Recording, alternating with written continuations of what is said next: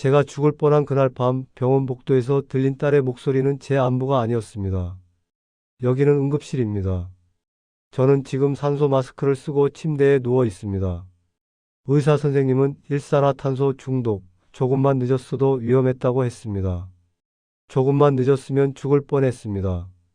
그런데 복도 너머에서 들리는 건 제 상태를 걱정하는 목소리가 아니었습니다. 이참에 진명이라도 정리해야 되는 거 아니야? 그러게 아버지 저러다 또 쓰러지시면 우리만 고생이야. 저는 산소 마스크 너머로 숨을 참았습니다. 저는 죽을 뻔했는데 딸과 사위는 집 얘기만 하고 있었습니다. 처음부터 이랬던 건 아니었습니다. 안녕하세요. 저는 최만석입니다. 올해 72 은퇴한 시내버스 기사입니다. 40해를 일해 모은 돈으로 작은 다가구 건물 하나를 장만했습니다.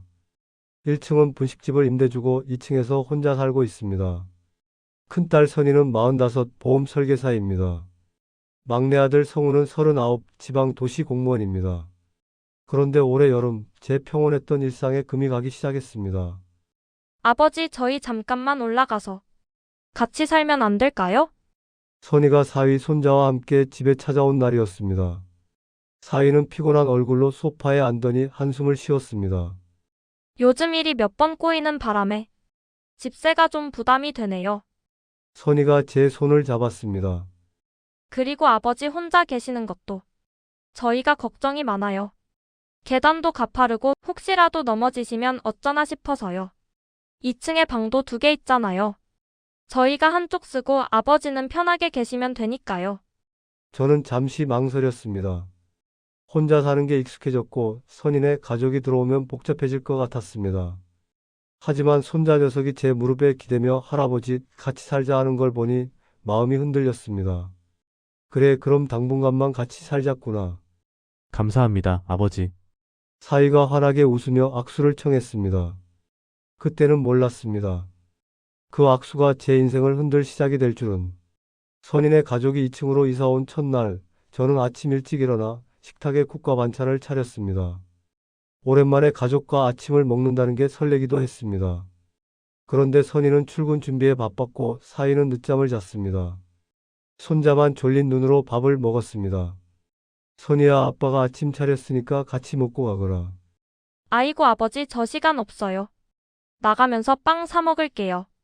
그래도 아버지도 이제 나이가 있으시니까 이런 거 안 하셔도 돼요. 편하게 쉬세요. 말은 그렇게 했지만 표정은 조금 귀찮다는 듯 했습니다. 저는 괜히 민망해져서 상을 치웠습니다. 며칠이 지나자 사위가 집안을 이리저리 둘러보기 시작했습니다. 아버님, 이 건물 지은 지 꽤 됐죠? 구조가 튼튼한가요? 30년 됐지. 그래도 기둥 튼튼하고 누수 한 번 없었어. 1층 분식집은 월세가 얼마나 나와요? 120만 원씩 받고 있어. 아, 그 정도면 괜찮네요. 요즘 시세가 어떤지 한번 알아봐야겠어요. 사위는 그렇게 말하고는 핸드폰을 꺼내 뭔가를 검색했습니다. 저는 왠지 모를 불편함을 느꼈지만 그냥 웃으며 넘어갔습니다. 어느 날 저녁, 선희가 제 방 서랍장을 정리하겠다며 들어왔습니다. 아버지 서류 정리 좀 할게요. 여기 너무 뒤죽박죽이에요. 괜찮아, 내가 알아서 할게. 아이고 아버지가 어떻게 이런 걸 다 챙기세요. 제가 할게요. 선희는 제 말을 듣지 않고 서랍을 열어 서류들을 꺼냈습니다. 등기부등본, 분식집 임대 계약서, 통장 정리 내역까지. 저는 왠지 모르게 불안했습니다. 선희야, 그건 내가 알아서 보관하는 거니까 그냥 둬라. 알았어요 아버지. 그냥 정리만 할게요. 하지만 선희는 서류들을 사진 찍듯 후어보더니 파일에 차곡차곡 넣었습니다. 그 모습이 왠지 낯설었습니다. 다음 날 저는 시장에 나갔습니다. 오랜 친구 복녀가 채소 자판을 하고 있었습니다. 만석아, 요즘 딸네 가족이랑 같이 산다며? 얼마 전에 들어왔어. 복녀는 배추를 다듬으며 고개를 저었습니다. 에이, 요즘 노인들 다 따로 살아. 같이 살면 좋을 것 같지? 안 좋아. 서로 불편해. 아니야, 괜찮아. 손자도 보고. 너 눈치 보고 사는 거 아니가? 무슨 소리야. 복녀는 웃으며 말했습니다. 만석아, 내가 평생 고생해서 마련한 집이야. 내가 왜 눈치를 봐? 불편하면 불편하다고 해. 저는 아무 말 없이 배추 한 포기를 샀습니다. 하지만 복녀의 말이 자꾸 머릿속에 맴돌았습니다. 집으로 돌아오니 사위가 거실에서 전화 통화를 하고 있었습니다. 응, 지금 알아보는 중이야. 건물이 오래됐는데 위치는 괜찮거든. 정리하면 꽤 나올 것 같아. 저는 현관에서 신발을 벗다가 그 말을 들었습니다. 정리? 무슨 정리를 한다는 걸까요? 사위는 제가 들어온 걸 알고는 급히 전화를 끊었습니다. 아, 아버님 오셨어요? 응, 시장 갔다 왔어. 오늘 날씨 춥죠? 아버님, 보일러 온도 좀 낮춰 쓰세요. 요즘 난방비 장난 아니거든요. 그래, 알았어. 저는 부엌으로 가서 배추를 씻었습니다. 그런데 가만히 생각해보니 난방비는 제가 내는 건데 왜 사위가 그런 말을 하는 걸까요? 주말에 막내 아들 성우가 영상통화를 걸어왔습니다. 아버지, 요즘 어떻게 지내세요? 잘 지내지? 누나네랑 같이 산다고 들었어요. 괜찮으세요? 응, 괜찮아. 손자도 보고 좋아. 성우는 잠시 망설이더니 말했습니다. 아버지, 불편하신 거 있으면 언제든지 말씀하세요. 제가 멀리 있어도 아버지 편이에요. 알았어, 걱정 마라. 통화를 끊고 나니 왠지 코끝이 찡했습니다. 성우는 멀리 있어도 늘 제 걸 걱정했습니다. 그런데 정작 같이 사는 선희는 요즘 저를 대하는 게 예전 같지 않았습니다. 가을이 깊어지고 날씨가 추워지자 보일러를 틀기 시작했습니다. 그런데 이상한 소리가 났습니다. 보일러 점검 스티커를 보니 작년 겨울에 붙인 게 그대로였습니다. 선희야, 보일러 점검 좀 받아야겠다. 소리가 이상해. 아이고 아버지 그거 원래 그래요. 오래된 보일러는 다 그렇게 소리 나요. 그래도 한번 봐야 할 것 같은데. 그때 사위가 끼어들었습니다. 아버님, 요즘 기사 부르면 출장비만 5만 원이에요. 괜히 돈만 나가요. 그냥 쓰시다가 고장나면 그때 부르면 되죠. 그래도 제가 인테리어 일하면서 보일러도 많이 봤거든요. 이 정도는 괜찮아요. 저는 더 이상 말하지 못했습니다. 사위가 전문가처럼 말하니 제가 괜히 오버하는 것 같았습니다. 하지만 밤만 되면 보일러 소리가 신경 쓰였습니다. 어느 날 저녁, 저는 거실에서 TV를 보고 있었습니다. 선희와 사위는 안방에 들어가 있었는데 문틈으로 대화 소리가 새어 나왔습니다.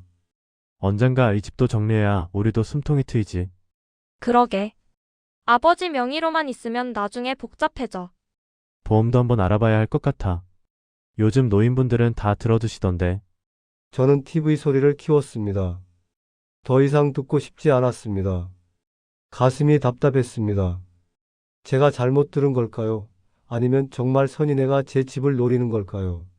그날 밤 저는 잠이 오지 않아 2층 복도를 서성였습니다. 그런데 거실 불이 켜져 있었습니다.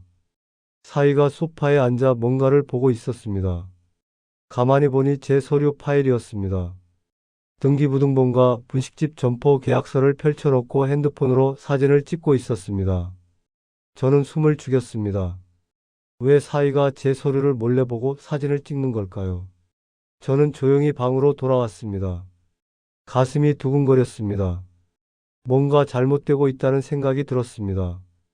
다음날 아침 저는 1층 분식집에 들렀습니다. 임차인 사장님이 반갑게 맞아주었습니다. 사장님, 장사 잘 되시죠? 네, 덕분에요. 근데 요즘 건물주님 사위분이 자주 내려오시더라고요. 뭐 물어보시고, 뭘 물어봐요? 이 가게 매출이 어떤지, 앞으로도 계속할 건지, 그리고 혹시 가게 인수할 생각 없냐고도 물어보시던데요. 저는 깜짝 놀랐습니다. 제가 그런 얘기 한 적 없는데요. 아, 그러세요. 저는 건물주님 의향인 줄 알았어요. 저는 얼떨결에 웃으며 나왔지만 속은 끓어올랐습니다. 사위가 제 허락도 없이 분식집 임차인에게 그런 말을 했다니. 도대체 무슨 생각을 하는 걸까요? 집으로 돌아오니 사위가 거실에서 노트북을 보고 있었습니다. 저는 참지 못하고 물었습니다. 진수야, 1층 분식집에 내려가서 뭘 물어봤어? 사위는 당황한 표정을 지었습니다. 아, 그게. 그냥 궁금해서 여쭤본 거예요.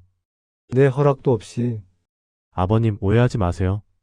저도 아버님 건물 관리에 도움이 되려고 그런 거예요. 요즘은 이런 거 다 자식들이 알아서 해드리잖아요. 난 아직 정신 멀쩡해. 내 일은 내가 알아서 할 수 있어. 그러시겠죠. 근데 아버님도 이제 연세가 있으시니까 복잡한 거 챙기시기 힘드시잖아요. 사위의 말투에는 은근히 저를 무시하는 느낌이 있었습니다. 저는 더 이상 말하지 않고 방으로 들어갔습니다. 가슴이 답답했습니다. 저녁 식사 자리는 어색했습니다. 선희는 말이 없었고 사위는 핸드폰만 들여다봤습니다. 손자만 밥을 먹었습니다. 저는 밥맛이 없었습니다. 그날 밤 저는 옛날 사진첩을 꺼냈습니다. 아내와 함께 분식집 개업하던 날 찍은 사진이 있었습니다. 아내는 환하게 웃고 있었고 저는 앞치마를 두른 채 떡볶이를 볶고 있었습니다. 그때는 힘들어도 행복했습니다. 아내가 떠나고 혼자가 됐지만 그래도 이 집이 있어서 버틸 수 있었습니다. 그런데 지금은 제 집에서 제가 눈치를 보고 있습니다. 이게 맞는 걸까요? 저는 사진을 덮고 한숨을 쉬었습니다. 며칠 뒤 성우가 또 영상통화를 걸어왔습니다. 아버지, 요즘 안색이 안 좋으신데 괜찮으세요? 응, 괜찮아. 아버지, 혹시 누나네 때문에 불편하신 거 아니에요? 아니야, 괜찮아. 성우는 진지한 표정으로 말했습니다. 아버지, 제가 멀리 있어도 아버지가 제일 중요해요. 불편하시면 말씀하세요. 제가 누나한테 얘기할게요. 아니다, 괜찮아. 걱정하지 마라. 저는 억지로 웃으며 통화를 끊었습니다. 성우에게 걱정 끼치고 싶지 않았습니다. 하지만 마음속은 복잡했습니다. 겨울이 왔습니다. 첫눈이 내리던 날 저는 시장에서 복녀를 만났습니다. 만서가 얼굴이 왜 그래? 많이 힘들어 보이는데. 아니야, 괜찮아. 거짓말하지 마. 나 너 오래 봐서 알아. 딸내랑 같이 사는 거 힘들지? 저는 한참을 말없이 있다가 작게 말했습니다. 복녀야, 자식한테 집 빼앗길 수도 있을까? 복녀는 깜짝 놀란 표정을 지었습니다. 뭐? 무슨 소리야?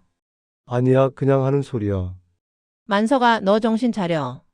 자식이라고 다 착한 거 아니야. 요즘 세상에 부모 재산 노리는 자식들 뉴스에 얼마나 많이 나오는데. 저는 고개를 저었습니다. 설마 제 딸이 그럴 리 없다고 생각했습니다. 하지만 복녀의 말이 자꾸 마음에 걸렸습니다. 그날 밤 눈이 많이 내렸습니다. 보일러를 최대로 틀었는데도 방이 따뜻해지지 않았습니다. 보일러 소리도 평소보다 더 크게 났습니다. 저는 불안했습니다. 선이야, 보일러 좀 봐야 할 것 같아. 방이 안 따뜻해. 아버지 문 꼭 닫고 주무세요. 바람 들어와요. 이불 두껍게 덮으시면 괜찮아요. 선이는 그렇게 말하고는 방으로 들어가 버렸습니다. 저는 혼자 거실에 앉아 있었습니다. 밖에서는 눈이 계속 내렸고 보일러는 이상한 소리를 냈습니다. 그리고 그날 밤 제 인생에서 가장 끔찍한 일이 벌어졌습니다. 그날 밤 저는 방에 누워 있었습니다. 보일러 소리가 점점 커졌습니다. 두통이 왔습니다. 숨쉬기가 답답했습니다. 일어나려고 했지만 몸이 말을 듣지 않았습니다. 눈앞이 흐려졌습니다. 그리고 기억이 끊겼습니다. 정신을 차렸을 때 저는 응급실 침대에 누워 있었습니다. 산소 마스크가 얼굴을 덮고 있었고 형광등 불빛이 눈을 찔렀습니다. 의사 선생님이 제 손목을 잡고 맥박을 재고 있었습니다. 할아버지, 정신 드세요. 지금 병원이에요. 여기가 어디? 일산화탄소 중독이에요. 1층 분식집 사장님이 냄새 맡고 119 신고하셨어요. 조금만 늦었으면 위험했습니다. 저는 천천히 주변을 둘러봤습니다. 간호사가 링거를 확인하고 옆 침대에는 다른 환자가 신음하고 있었습니다. 저는 살아 있었습니다. 보호자분은 오셨어요? 의사 선생님이 물었습니다. 그때 커튼 너머로 선희의 목소리가 들렸습니다. 네, 여기 있어요. 선희가 헐레벌떡 들어왔습니다. 눈이 빨갛게 충혈되어 있었습니다. 아버지 괜찮으세요? 응. 놀랐어요. 분식집 사장님한테 전화 받고. 얼마나 놀랐는지 몰라요. 사위도 뒤따라 들어왔습니다. 표정은 심각했지만 눈빛은 왠지 불안해 보였습니다. 아버님, 다행히 큰일은 안 나셨네요. 의사 선생님이 설명했습니다. 보일러에서 가스가 새면서 일산화탄소 중독이 왔어요. 하루 정도 입원하시면서 경과를 지켜봐야 합니다. 다행히 빨리 발견돼서 회복하실 겁니다. 감사합니다, 선생님. 선희가 고개를 숙였습니다. 의사 선생님이 나가고 간호사가 제 옷가지를 정리해 침대 옆 의자에 놓았습니다. 그런데 그 옷가지 사이에 낯익은 것이 보였습니다. 낡은 파란색 버스 제복이었습니다. 그리고 가슴팍에 달린 작은 명찰. 최만석 기사님. 저는 그것을 가만히 바라봤습니다. 32살에 처음 버스 핸들을 잡고 40해를 새벽 4시에 일어나 입었던 제복이었습니다. 은퇴하던 날 회사에서 기념으로 받은 것이었습니다. 그 제복은 집 옷장 깊숙이 넣어둔 것이었습니다. 아마 선희가 병원에 가져올 옷을 챙기다가 서랍 속에 있던 그 제복까지 함께 가방에 넣어온 모양이었습니다. 간호사가 옷가지를 풀어놓으면서 제복과 명찰이 침대 옆으로 따라 나온 거였습니다. 저는 명찰을 손으로 만졌습니다. 플라스틱 표면이 차가웠습니다. 이 명찰을 달고 얼마나 많은 사람을 태우고 얼마나 많은 길을 달렸을까. 비 오는 날도 눈 오는 날도 아픈 날도 하루도 빠지지 않고 핸들을 잡았습니다. 손님들이 고맙다고 할 때 저는 자랑스러웠습니다. 저는 성실한 사람이었습니다. 제 이름으로 된 명찰을 달고 책임감 있게 일했습니다.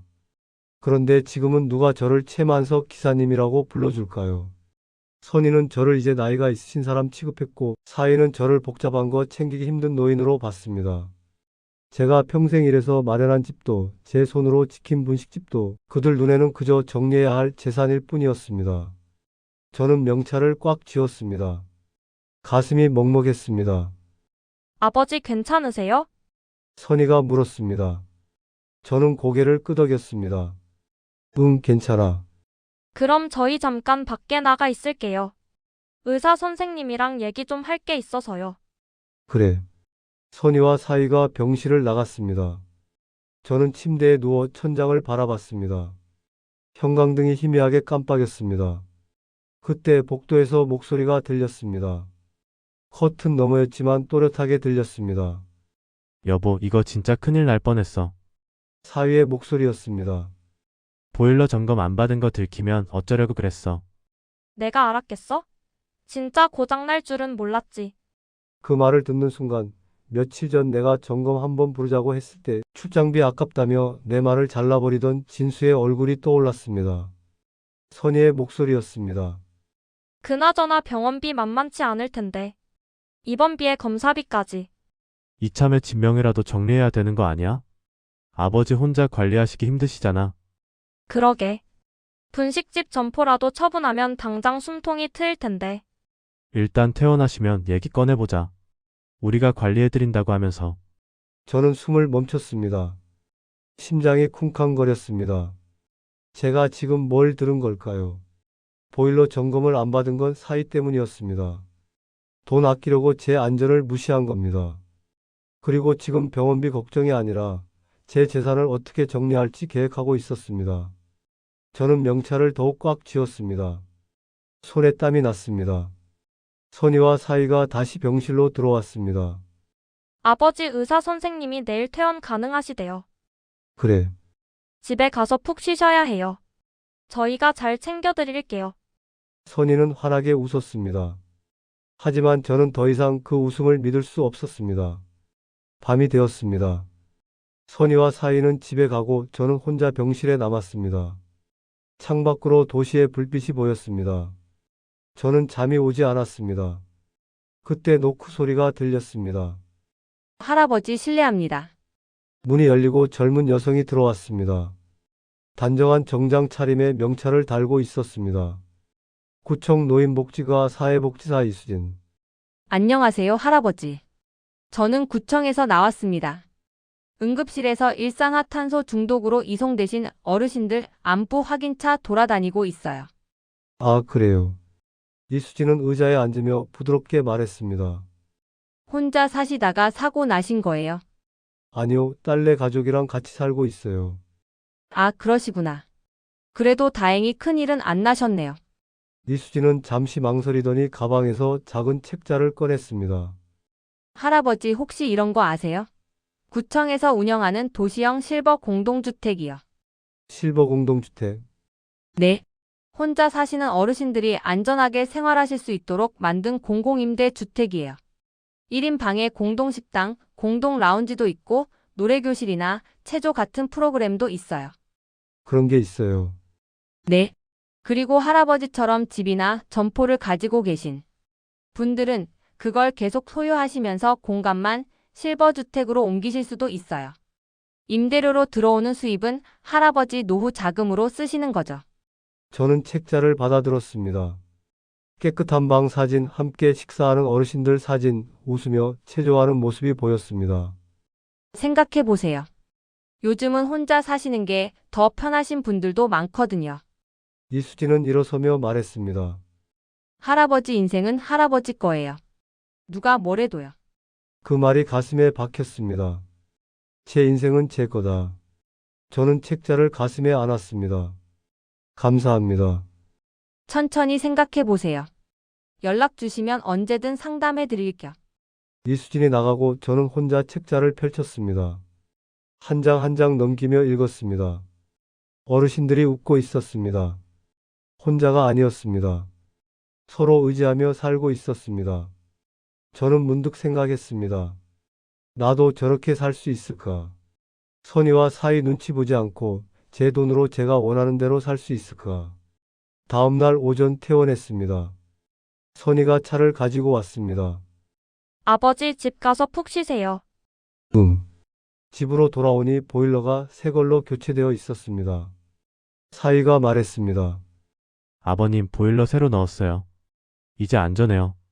그래, 저희가 앞으로 집안일 다 챙길 테니까 아버님은 편히 쉬세요. 저는 방으로 들어갔습니다. 침대에 앉아 창밖을 바라봤습니다. 눈이 녹고 있었습니다. 저녁이 되었습니다. 성우가 영상통화를 걸어왔습니다. 아버지 병원 갔다 오셨다고 들었어요. 괜찮으세요? 응, 괜찮아. 누나한테 들었는데 보일러 사고였다고요. 많이 놀라셨겠어요. 응. 성우는 걱정스러운 얼굴로 말했습니다. 아버지 혹시 불편하신 거 있으면 언제든 말씀하세요. 제가 주말에 올라갈게요. 아니다, 괜찮아. 너 일 바쁜데 오지 마. 아버지가 제일 중요한데요. 아버지, 누나네랑 같이 사시는 거 괜찮으세요? 저는 잠시 망설였습니다. 성우에게 사실을 말해야 할까요? 하지만 저는 그냥 웃으며 말했습니다. 괜찮아, 걱정 마라. 통화를 끊고 저는 책상 서랍을 열었습니다. 실버 공동주택 책자가 있었습니다. 저는 그것을 꺼내 다시 펼쳤습니다. 한 장 한 장 읽었습니다. 며칠이 지났습니다. 저는 일부러 아무 말 없이 지냈습니다. 선의와 사위의 행동을 관찰했습니다. 어느 날 저녁 선의가 말했습니다. 아버지, 저희가 아버지 서류 좀 정리해 드릴까? 요즘 부동산 세금이나 이런 것들 복잡하잖아요. 괜찮아, 내가 알아서 할게. 아이고, 아버지가 어떻게 다 하세요. 저희가 도와드릴게요. 사위가 끼어들었습니다. 아버님 사실 요즘 부동산 명의를 자식 명의로 옮기시는 분들 많으세요. 세금도 절약되고 나중에 상속 문제도 깔끔하게 정리되고요. 내 명의를 왜 바꿔? 아버님도 이제 연세가 있으시니까 미리 정리해 두시는 게 좋죠. 저희가 알아서 관리해드리면 아버님은 편하게 사시기만 하시면 돼요. 저는 더 이상 참을 수 없었습니다. 내 집은 내가 관리할 거야. 아버님 오해하지 마세요. 저희가 아버님 위해서 됐어. 저는 방으로 들어가 문을 닫았습니다. 가슴이 두근거렸습니다. 분명해졌습니다. 선의와 사위는 제 재산을 노리고 있었습니다. 그날 밤 저는 잠들지 못하고 책상에 앉았습니다. 실버 공동주택 책자를 다시 펼쳤습니다. 그리고 이수진이 남긴 연락처를 봤습니다. 할아버지 인생은 할아버지 거예요. 저는 핸드폰을 들었습니다. 떨리는 손으로 이수진에게 문자를 보냈습니다. 상담받고 싶습니다. 언제 시간 되세요? 답장이 금방 왔습니다. 내일 오전에 구청으로 오시겠어요? 자세히 안내해 드릴게요. 네, 가겠습니다. 저는 핸드폰을 내려놓았습니다. 그리고 버스 제복을 꺼냈습니다. 명찰을 손으로 쓰다듬었습니다. 최만석 기사님. 저는 평생 성실하게 살았습니다. 제 힘으로 가족을 먹여 살렸습니다. 이제는 제 힘으로 제 인생을 지켜야 할 때였습니다. 다음 날 아침 저는 일찍 일어나 구청으로 갔습니다. 선희에게는 산책 간다고만 했습니다. 이수진이 반갑게 맞아 주었습니다. 어서 오세요, 할아버지. 저는 이수진과 상담실에 앉았습니다. 이수진은 실버 공동주택에 대해 자세히 설명해 주었습니다. 입주 조건, 월비용, 프로그램, 생활규칙까지. 저는 하나하나 귀담아 들었습니다. 할아버지, 지금 가지고 계신 건물과 점포는 계속 소유하시면서 공간만 실버주택으로 옮기시는 거예요. 임대료는 할아버지 통장으로 계속 들어오고요. 자식들은 어떻게 되나요? 할아버지 재산은 할아버지 거예요. 자식들한테 줄 의무는 없어요. 물론 할아버지가 원하시면 일부를 나중에 증여하실 수도 있고요. 하지만 지금은 할아버지가 편하게 사시는 게 먼저예요. 저는 고개를 끄덕였습니다. 가슴이 뜨거워졌습니다. 신청하고 싶습니다. 좋아요. 서류 준비해 드릴게요. 한 달 정도면 입주 가능하세요. 저는 구청을 나오며 하늘을 올려다봤습니다. 구름이 천천히 흘러갔습니다. 저는 결심했습니다. 이제 제 인생은 제가 정하겠다고. 집으로 돌아오는 길 시장에 들렀습니다. 복녀가 채소를 팔고 있었습니다. 만서가 얼굴이 좀 나아 보이는데. 복녀야, 나 결정했어. 뭘? 집 나갈 거야. 복녀는 깜짝 놀랐습니다. 진짜? 어디로? 실버 공동주택. 구청에서 운영하는데. 잘 생각했어. 만서가 내 인생이야. 내가 편하게 살아야지. 고마워, 복녀야. 저는 시장을 나왔습니다. 발걸음이 가벼웠습니다. 오랜만에 가슴이 시원했습니다. 이제 남은 건 이 집에서 쫓겨날 노인이 될 것인지, 평생 모은 내 인생을 지켜낼 사람으로 설 것인지, 선의와 사위 앞에서 마지막으로 내 선택을 말하는 일이었습니다. 그날부터 저는 움직이기 시작했습니다. 먼저 구청 사회복지사 이수진을 다시 만났습니다. 실버 공동주택 입주 서류를 작성하고 한 달 뒤 입주 날짜를 잡았습니다. 그리고 분식집 점포는 계속 임대를 유지하되 다가구 건물의 일부는 장기 공공임대로 전환하는 절차를 밟았습니다. 남은 재산 중 일부는 지역 청소년 장학재단에 기부하기로 했습니다. 변호사를 찾아가 유언장도 작성했습니다. 큰딸에게는 상징적인 소액만 남기고 나머지는 제 노비와 기부금으로 정리했습니다. 모든 서류 작업이 끝나고 집으로 돌아왔습니다. 저는 책상 서랍에서 분식집 열쇠를 꺼내 손에 쥐었습니다. 작고 낡은 열쇠였습니다. 아내와 처음 가게 문을 열던 날이 떠올랐습니다. 떨리는 손으로 자물쇠를 열고 둘이서 웃으며 들어갔던 그날. 그때는 모든 게 희망이었습니다. 이제 열쇠는 자식에게 떠넘길 짐이 아니었습니다. 제 선택으로 지키는 제 삶이었습니다. 저는 열쇠를 주머니에 넣었습니다. 가슴이 따뜻해졌습니다. 모든 준비가 끝났습니다. 이제 선희와 사위에게 말할 시간이었습니다. 어느 주말 저녁, 저는 거실에 선희와 사위를 불러 앉혔습니다. 손자는 방에서 숙제를 하고 있었습니다. 선희야, 진수야, 할 말이 있어서 불렀어. 선희가 긴장한 표정으로 물었습니다. 네, 아버지. 무슨 일이세요? 저는 천천히 말했습니다. 나 이 집에서 나갈 거야. 네? 무슨 말씀이세요? 구청에서 운영하는 실버 공동주택으로 갈 거야. 다음 달에 입주해. 사위가 황급히 끼어들었습니다. 아버님, 갑자기 왜 그러세요? 저희가 뭘 잘못했나요? 저는 가방에서 서류 몇 장을 꺼내 테이블에 놓았습니다. 이건 분식집 임대 계약서야. 이건 건물 등기부등본이고. 진수야, 이거 밤에 몰래 사진 찍었지? 사위의 얼굴이 하얗게 변했습니다. 그게 아버님 오해예요. 병원에서 들었어. 내가 죽을 뻔했을 때 너희가 뭐라고 했는지. 선희가 눈물을 글썽이며 말했습니다. 아버지, 저희가 이참에 집 명의라도 정리해야 된다고 했지. 분식집 빨리 처분하자고 했고. 저는 차분하게 말을 이었습니다. 보일러 점검받자고 했을 때 돈 아깝다고 했지. 그래서 난 가스에 중독돼서 죽을 뻔했어. 아버지, 저희가 정말 몰랐어요. 진짜 보일러가 그렇게 위험한 줄. 알았든 몰랐든 너희는 내 안전보다 돈이 더 중요했어. 저는 또 다른 서류를 꺼냈습니다. 이건 유언장이야. 이미 변호사한테 맡겼어. 분식집 점포는 계속 임대 주고 월세는 내 노비로 쓸 거야. 건물 일부는 공공임대로 전환했고 나머지는 장학재단에 기부하기로 했어. 사위가 벌떡 일어났습니다. 아버님, 그게 무슨 말씀이세요? 저희는 아버님 자식인데. 자식이면 뭐든 받을 자격이 있나? 저는 사위를 똑바로 쳐다봤습니다. 진수야, 당신은 내 허락도 없이 내 서류를 몰래 찍고 내 분식집 임차인한테 가서 가게 넘기라고 했어. 그게 자식이 할 짓인가? 선희가 울먹이며 말했습니다. 아버지, 저희가 잘못했어요. 정말 미안해요. 선희야, 너도 마찬가지야. 넌 내가 복잡한 거 챙기기 힘들다고 나이 들었다고 그렇게 무시했잖아. 아버지, 저는 한숨을 쉬었습니다. 난 너희가 무섭고 두려웠어. 내가 평생 일해서 마련한 집에서 내가 눈치를 보고 살았어.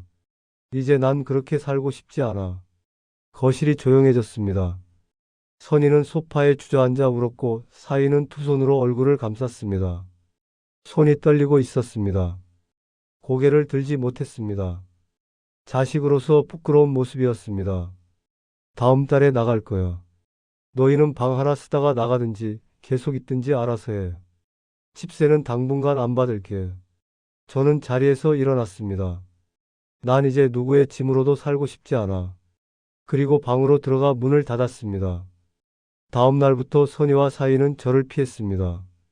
아침에 일어나면 이미 출근한 뒤였고 저녁에는 방에만 있었습니다. 저는 홀가분했습니다. 입주 날짜가 다가왔습니다. 저는 짐을 싸기 시작했습니다.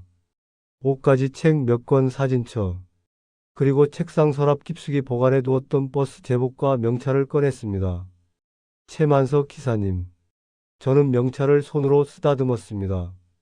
40해 동안 이 명찰을 달고 성실하게 일했습니다. 지금도 그 자부심은 변하지 않았습니다. 저는 당당한 사람이었습니다.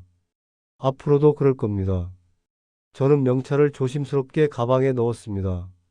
새로운 곳에서도 이 명찰과 함께 살 겁니다. 입주날 아침 성우가 올라왔습니다. 지방에서 차를 몰고 온 겁니다. 아버지, 제가 모셔다 드릴까요? 고맙다, 성우야. 성우는 제 짐을 차에 실었습니다. 선희는 방에서 나오지 않았습니다. 저는 마지막으로 집을 둘러봤습니다. 아내와 함께 살던 집이었습니다. 하지만 이제는 떠날 때였습니다. 가자, 성우야. 실버 공동주택은 시내 중심가에 있었습니다. 깨끗한 5층 건물이었고 1층에는 공동식당과 라운지가 있었습니다. 최만석 어르신 어서 오세요. 이수진이 반갑게 맞아주었습니다. 저는 3층 302호를 배정받았습니다. 작은 방이었지만 깨끗하고 따뜻했습니다. 창밖으로 거리가 내려다 보였습니다. 아버지, 여기 괜찮으세요? 응, 좋아. 성우는 짐을 풀어주고 한참을 저와 함께 있다가 저녁 무렵 돌아갔습니다. 아버지, 주말마다 올게요. 전화도 자주 할게요. 알았어. 조심해서 가거라. 성우가 떠나고 저는 혼자 방에 앉았습니다. 조용했습니다. 하지만 외롭지는 않았습니다. 며칠이 지나자 일상에 적응했습니다. 아침마다 1층 식당에서 다른 어르신들과 함께 밥을 먹었습니다. 노래교실 체조 프로그램에도 참여했습니다. 같은 층에 사는 박 할아버지와는 바둑 친구가 됐습니다. 최 선생, 바둑 한 판 더 둘까? 그러지 뭐. 저는 웃었습니다. 오랜만에 진짜 웃음이 나왔습니다. 어느 날 복녀가 찾아왔습니다. 만서가 여기가 내 새 집이구나. 구경 좀 해봐. 복녀는 방을 둘러보더니 고개를 끄덕였습니다. 좋다. 너 여기서 편하게 잘 사는 것 같아. 얼굴도 밝아졌어. 그래, 나 여기 잘 맞아. 잘했어, 만서가. 내 인생이야. 내가 편하게 살아야지. 복녀는 시장에서 가져온 과일을 두고 갔습니다. 저는 그 과일을 1층 라운지에 가져가 다른 어르신들과 나눠 먹었습니다. 어느 날 우편함에서 편지 한 통을 발견했습니다. 성우가 보낸 손편지였습니다. 저는 방으로 가서 천천히 펼쳤습니다. 아버지, 잘 지내시죠? 저는 아버지가 정말 자랑스럽습니다. 아버지는 평생 성실하게 사셨고, 지금도 당당하게 사시잖아요. 누나와 매형일은 너무 마음에 두지 마세요. 그건 그 사람들이 풀어야 할 문제예요. 저는 언제나 아버지 편입니다. 주말에 또 올게요. 사랑합니다. 마이너스 성우 올림. 저는 편지를 가슴에 안았습니다. 눈시울이 뜨거워졌습니다. 성우는 멀리 있어도 늘 제 편이었습니다. 저는 편지를 책상 서랍에 고이 넣었습니다. 석 달이 지났습니다. 어느 날 오후 1층 로비에서 안내데스크 직원이 전화를 걸어왔습니다. 최만석 어르신 방문객 오셨어요. 누군데요? 따님이라고 하시는데요. 저는 잠시 망설이다가 내려갔습니다. 로비에 선희와 사이가 서 있었습니다. 선희는 많이 야인 것 같았고 사이는 한쪽 팔에 깁스를 하고 있었습니다. 아버지, 선희가 조심스럽게 다가왔습니다. 아버지 찾아뵈도 될까요? 저는 고개를 끄덕였습니다. 세 사람은 1층 라운지로 갔습니다. 팔은 어쩐 일이야? 사이가 쓴웃음을 지었습니다. 공사 현장에서 다쳤어요. 2달 전에요. 많이 아팠겠구나. 아버님 그때 병원에 누워 있으면서 생각을 많이 했어요. 제가 아버님한테 정말 잘못했다는 걸 알았어요. 사이는 고개를 숙였습니다. 죄송합니다, 아버님. 제가 너무 급했어요. 사업이 안 풀리니까 다급해서. 아버님 마음은 생각 안 하고 돈만 생각했어요. 선희도 눈물을 글썽이며 말했습니다. 아버지, 저도 정말 미안해요. 저는 아버지가 무섭고 부담스러웠어요. 아버지 노후를 제가 책임져야 한다는 게 너무 버거웠어요. 그래서 차라리 재산을 미리 정리하면 편할 거라고 생각했어요. 그게 아버지한테 얼마나 상처가 됐는지 몰랐어요. 저는 한참을 말없이 있다가 천천히 말했습니다. 선희야, 나도 내 마음 모르는 건 아니야. 내가 힘든 것도 알아. 하지만 그래도 나는 내 아버지야. 나도 내 인생이 있어. 알아요, 아버지. 이제 알아요. 저는 한숨을 쉬었습니다. 나는 너희를 용서할 수는 있어. 하지만 다시 예전처럼 모든 걸 너희한테 맡기며 살지는 않을 거야. 네, 아버지. 당연해요. 그리고 재산 정리는 이미 다 끝났어. 바꿀 생각 없어. 선희가 고개를 끄덕였습니다. 알아요. 아버지 결정 존중할게요. 그냥 가끔 아버지 얼굴 보러 와도 될까요? 저는 선희의 손을 잡았습니다. 그래, 가끔 와라. 손자도 데리고 오고. 선희가 울먹였습니다. 감사해요, 아버지. 사이도 깊게 고개를 숙였습니다. 아버님, 제가 정말 잘못했습니다. 다시는 그러지 않을게요. 알았어. 팔 조심하고. 선희와 사이가 돌아갔습니다. 저는 창밖을 바라봤습니다. 가슴이 복잡했습니다. 하지만 후회는 없었습니다. 저녁 식사 시간이 되었습니다. 저는 1층 식당으로 내려갔습니다. 박 할아버지가 손을 흔들었습니다. 최 선생, 여기 앉아요. 네. 저는 밥을 먹으며 다른 어르신들과 이야기를 나눴습니다. 누군가 오늘 본 뉴스 이야기를 했고 누군가는 손자 자랑을 했습니다. 저는 가끔 웃으며 고개를 끄덕였습니다. 식사를 마치고 방으로 돌아왔습니다. 저는 책상 서랍을 열었습니다. 얼마 전 우편으로 받은 장학재단 기부 증서가 있었습니다.